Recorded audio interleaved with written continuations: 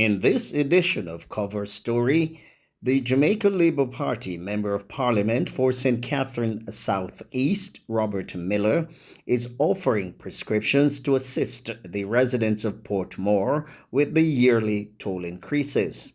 Miller recently lambasted the People's National Party for entering into a deal that did not take into consideration the plight of the residents of the Sunshine City, who have to travel back and forth to Kingston on a daily basis. As a matter of record, it is to be noted that the contract for the toll was inked in 2003 by the then PMP administration and is slated to span for a total of 35 years.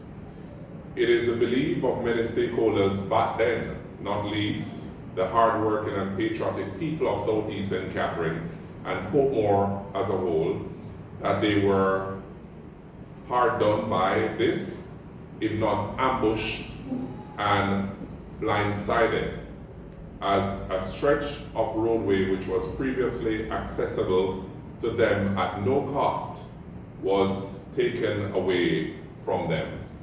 As many will recall, the inception of the toll here in Portmore sparked outrage and disapproval by many, and saw elected Jamaica Labour Party councillors in the then Portmore Parish Council taking the matter to court. The pursuit of the matter in the courts did not result in the favor of the residents of Portmore, including my constituency here in St. Catherine Southeastern. Ladies and gentlemen, the stark reality here is that there is a clause in that contract of 203 which states that every year on July 1st there must be a review of the increase in the toll rates, which cannot be reversed. It is to be noted also that the government of Jamaica were to fail to honor the obligations set out in the clause by granting an increase in the toll rates. The government, which means all of us as taxpayers in this country, would have to take up that tab. Miller then offered some suggestions for relief to the citizens.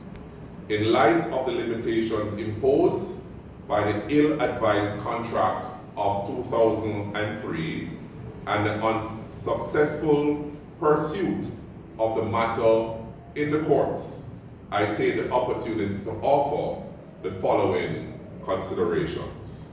1. I am encouraging every motorist, particularly my constituents here in Southeastern St. Catherine, who chose to use the Portmore leg of the toll road to obtain a tag issued by the operators of the toll road, so that they can receive discounts. And for some class vehicles, the rate will remain the same come July 1st of this year.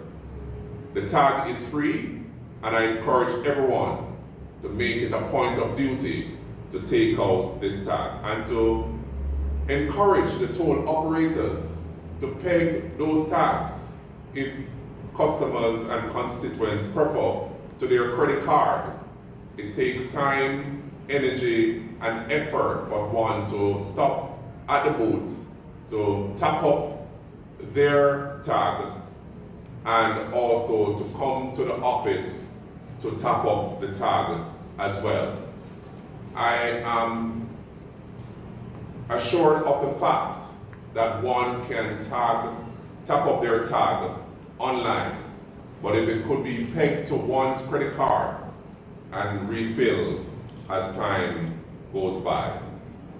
2, I suggest that rail barriers be erected around the toll booths to create a buffer to protect the employees operating within the booths in a bid to mitigate, if not eliminate, potential hazards and collisions such as what we experienced earlier this year.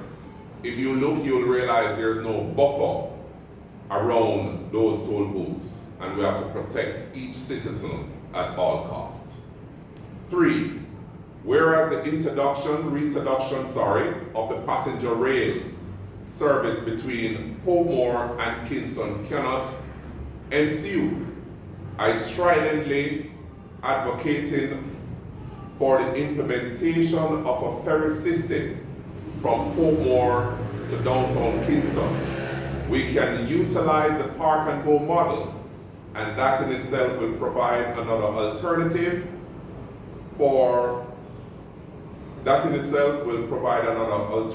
to the toll road and foster environmental benefits such as reduced carbon footprints and congestion along the roadways leading from Portmore to Kingston. 4, I also take the opportunity to encourage residents across Portmore to carpool as much as they can, as a carpooling system fosters greater efficiency in commuting and may result in reduced transportation costs. And that was Cover Story. Tune in again next time for another edition. In the meantime, like, share, subscribe, and comment.